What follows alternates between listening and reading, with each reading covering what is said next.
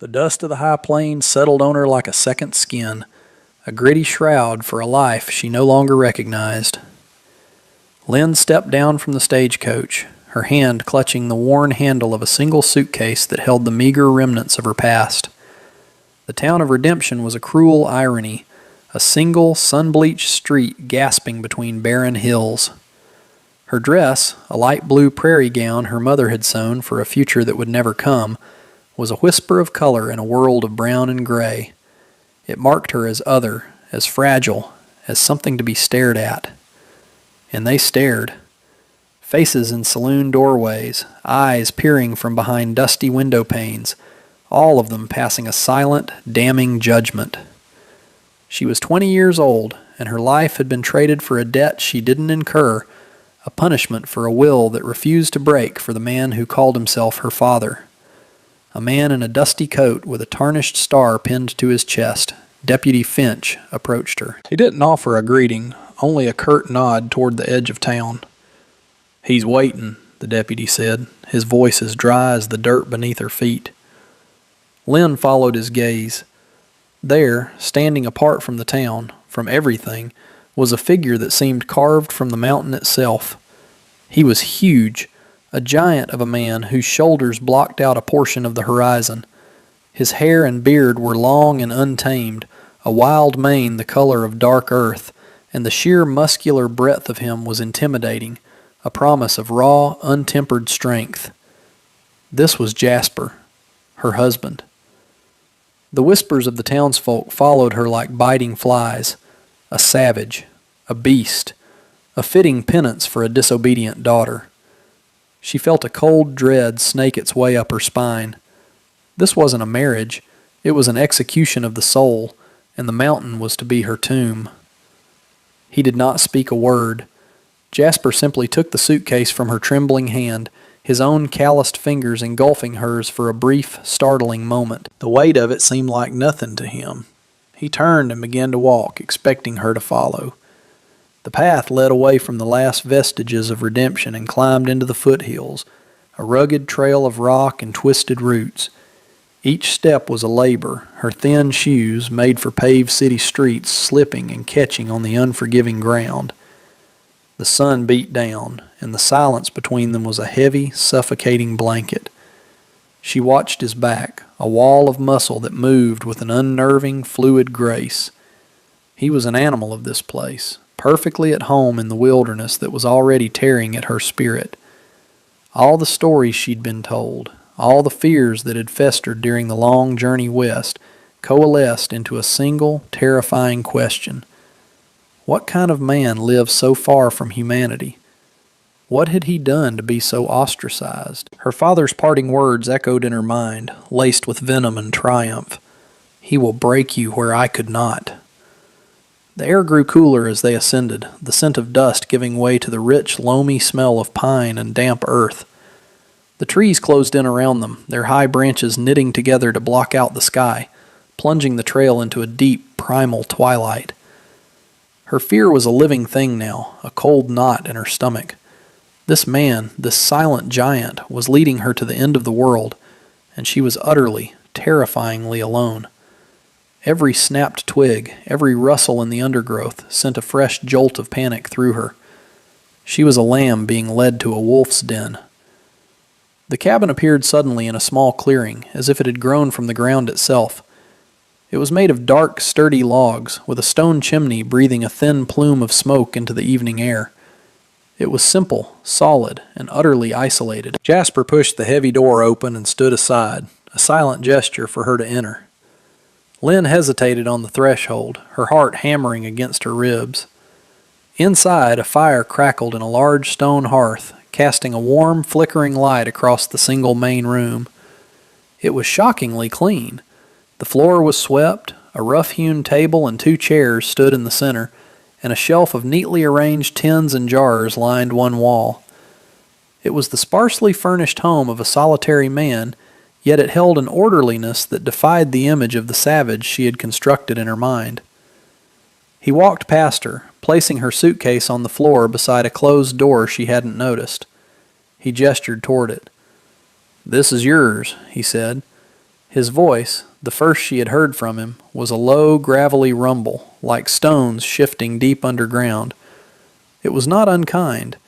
He did not follow her as she hesitantly pushed the door open. The room was small, containing only a narrow bed with a thick, neatly folded quilt, a small crate for a nightstand, and a single window looking out into the dense forest. It was a room of her own, a sanctuary. Later, as she lay stiffly on the cot, she watched the sliver of light under the door. She could hear him moving in the main room, the soft thud of his boots on the floorboards, the scrape of a chair. Then she heard the rustle of a bedroll being unfurled, not in a bed, but on the floor near the hearth.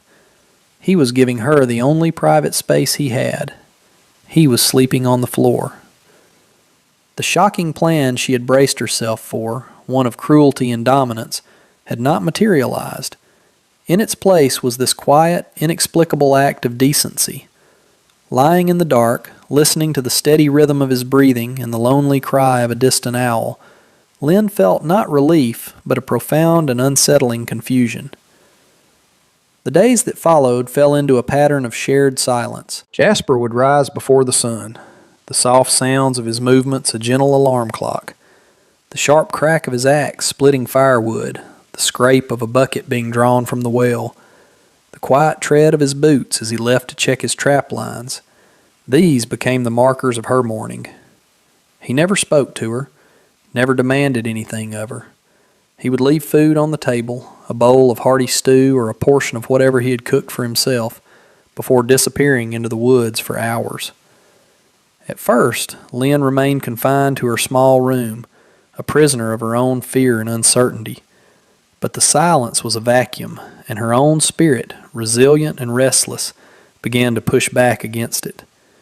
She started by sweeping the floor of the cabin, the simple, repetitive motion a small act of defiance against the inertia of despair. Then, venturing outside, she discovered a small, neglected garden patch behind the cabin, choked with weeds. She began to clear it, her hands sinking into the cool, dark soil. It was grounding work, honest work. She found forgotten seeds in a tin on a shelf and began to coax new life from the earth. They existed in parallel orbits, two solitary souls sharing a small patch of the world. Their communication was a language of actions. He would leave a freshly caught fish cleaned and ready by the well. She would mend a tear in his shirt and leave it folded on his chair. He would find a bucket of wild raspberries on the table when he returned one evening. The next morning, a new, sturdier pair of gardening gloves would be sitting beside her door. One afternoon, she stumbled while carrying a sack of flour, sending a white cloud billowing through the cabin. She froze, expecting anger, a reprimand. Jasper simply came over, took the broom from its hook, and began to sweep the mess into a neat pile without a single word, his movements calm and efficient. This quiet, steady kindness was more disarming than any cruelty could have been. A storm broke over the mountain one night, a violent tempest of wind and rain that seemed intent on tearing their small cabin from its foundations. Thunder exploded overhead, rattling the very logs of the walls, and flashes of lightning bleached the world white for a heart-stopping second. A primal fear, one she hadn't felt since she was a small child hiding from her father's rages, seized Lynn. She sat huddled on her bed, trembling, her hands pressed over her ears.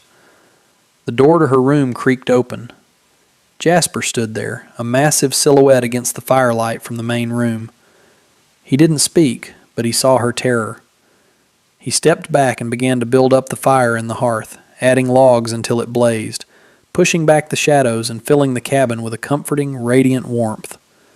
He then sat at the table, pulled a lantern close, and took out a set of leatherworking tools. Under the steady golden light, he began to work, his enormous calloused hands moving with an almost impossible gentleness and precision.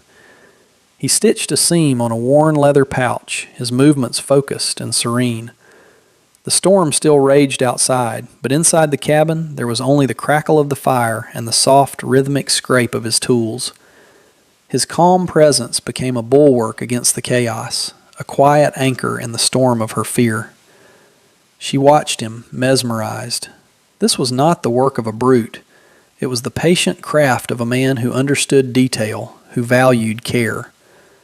Her eyes drifted to a shelf above the hearth, where a thick, leather-bound ledger lay beside a few worn books. She had seen it before, but had been too afraid to look closely. Now, in the flickering light, she could just make out the writing on its open page. It was not a crude scrawl, but a neat, precise script, the letters perfectly formed, the columns of numbers meticulously aligned. The mystery of him deepened, another layer of the savage myth stripped away. Who was this man of the mountain who could soothe a storm with fire and silence? Weeks turned into a month, and the sharp edges of summer began to soften into the promise of autumn. The rhythm of their life was as steady as a heartbeat. One morning, Lynn found Jasper by the creek, hunched over something small and fragile. It was a sparrow with a broken wing. He was carefully splinting the tiny limb with a twig and a strip of cloth, his brow furrowed in concentration. His fingers, which could split a log with a single blow, were impossibly tender. Without thinking, she went back to the cabin, filled a small bowl with water, and brought it to him with a clean rag. He looked up, and for the first time she met his gaze directly.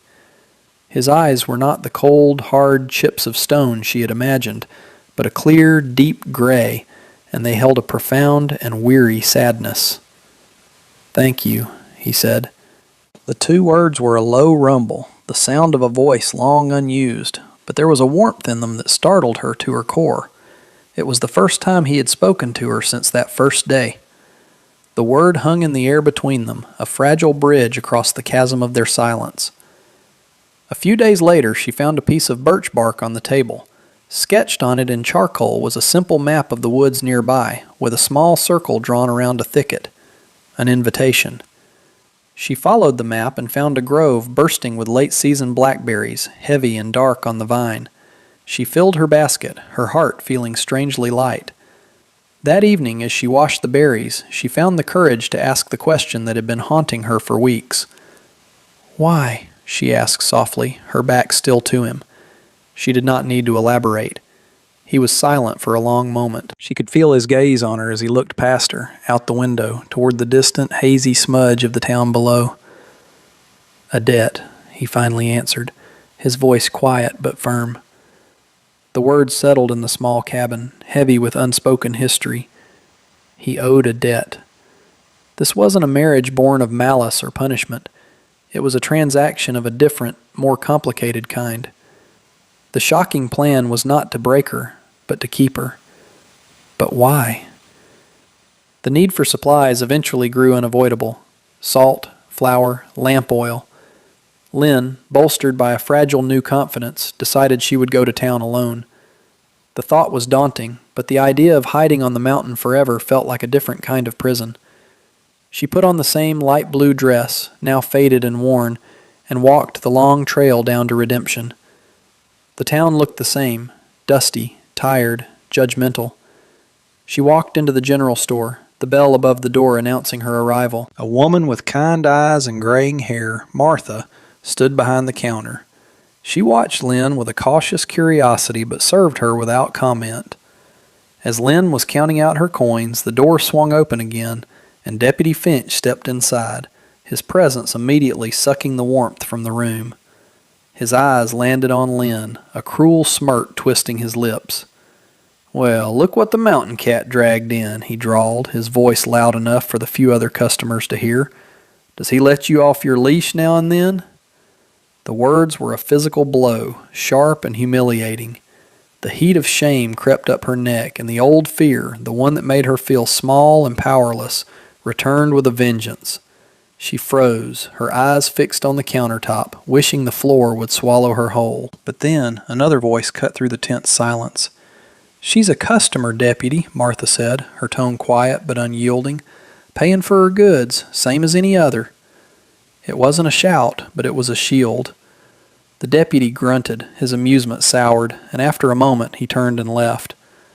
Lynn looked at Martha, her heart swelling with a gratitude so intense it almost brought tears to her eyes. The older woman simply gave her a small, tight nod, a silent acknowledgement of shared decency in a town that had so little of it. Lynn left the store, her supplies in her basket, her head held a little higher. The town was still a place of cruelty, but she had discovered an ally. She was not entirely alone. A traveling postman, a rare sight on their remote trail, delivered a letter one afternoon.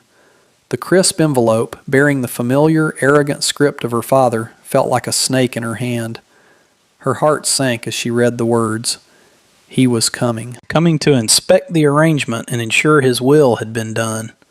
The letter was a declaration of war on the fragile peace she had built.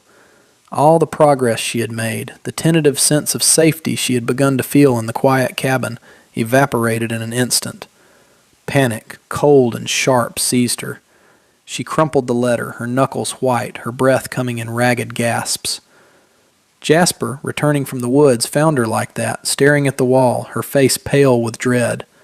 He saw the crumpled paper on the floor. He picked it up, smoothed it out, and read it. His expression did not change, but a muscle in his jaw tightened, a subtle, dangerous shift in the landscape of his face. He said nothing. He simply folded the letter, placed it on the mantelpiece, and went about his evening chores. But the silence in the cabin that night was different. It was not the comfortable quiet of routine. It was the tense, charged silence before a storm. A few days later, a fine carriage, absurdly out of place, rolled into Redemption. Jasper, who must have been watching the trail from a high vantage point, came into the cabin. He looked at Lynn, a question in his eyes. She simply nodded. For the first time, they walked down the mountain together. Not as captor and captive, but as something else, something undefined but allied. They stopped in the middle of the dusty main street. He stood there, an immovable force of nature, his presence a silent challenge. Lynn stood slightly behind him, drawing strength from his stillness. Her father, a portly man in a fine suit, emerged from the deputy's office, flanked by Finch. His face, when he saw them, was a mask of smug satisfaction. He thought he had won. "You!" her father bellowed, his voice thin and reedy in the open air as he pointed a fat finger at Jasper. "The deal was you would break her, tame her wild spirit for a proper husband." The whole town had stopped to watch. Faces peered from every window and doorway, hungry for the drama. Jasper did not move. He simply looked at the smaller man, his gray eyes cold as river stones. When he finally spoke, his voice was not a shout, but it carried with its own power, a deep resonance that silenced every other sound on the street. "The deal," Jasper said, his words clear and deliberate, "was that I would keep her safe." A murmur went through the crowd. Her father's face clouded with confusion and anger. "My father," Jasper continued, his gaze unwavering, "trusted you as a partner. You ruined him, took his land, and left him with nothing. He died of a broken heart and an empty stomach. Your debt was to him. You offered me money. I refused. So you offered me your daughter, a thing to be owned, to be broken as payment."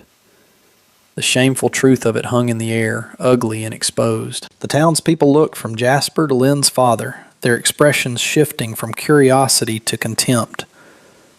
"I took her," Jasper said, his voice softening almost imperceptibly as he glanced back at Lynn, "to give her sanctuary from you." He then reached into his coat and pulled out a small, heavy leather pouch. He held it out, not to her father, but to Lynn. "You are not a payment," he said, his voice for her alone now. "You are not a prisoner. You are free. This is enough for a ticket to anywhere you want to go. You can leave with him, or you can leave alone. The choice is yours." The pouch of gold coins glinted in the sunlight. It was freedom, offered freely by the man she had once believed to be her jailer. Every eye in Redemption was on her. Her father's face was purple with rage, his cruelest weapon, her future, now turned against him. Her life balanced on a single, silent choice. Lynn looked at the pouch of gold, then at the road leading out of town. A path to a life she could have, a life of anonymity and escape. Then she looked at her father, and for the first time she saw him not as a figure of terror, but as a small, pathetic man, his power built on the fear of others. He was nothing. Finally, she turned her eyes to Jasper. She saw the quiet strength that had shielded her, the unexpected gentleness that had given her space to heal. She saw the man who tended a sparrow's broken wing, who spoke in actions instead of words, who had absorbed the town's scorn and her father's malice to honor a debt in his own way, by protecting the innocent. He had not tamed her spirit. He had given it a place to grow. She took a step forward, not toward the pouch of gold, but toward him. She walked past her sputtering father, past the stunned face of Deputy Finch, and past the silent, watching townspeople. She came to a stop beside Jasper, turning to face the town with him, a united front. She did not take the coins.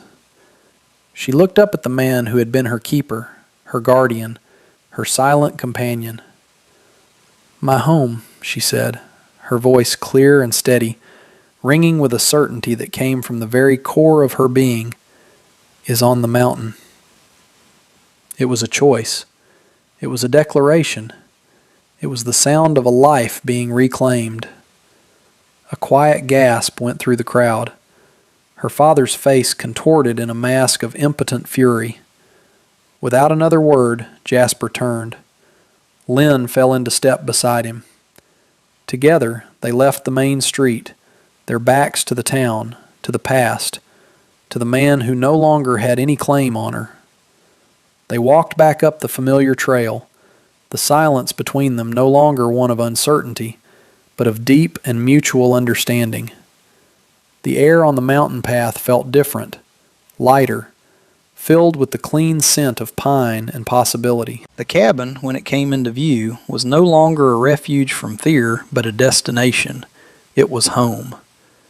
They reached the clearing as the sun began to set, bathing the world in a warm, golden light that promised a peaceful end to a tumultuous day. The future was unwritten, a blank page waiting for a new story. But for the first time she knew, with every fiber of her being, that it would be theirs to write together.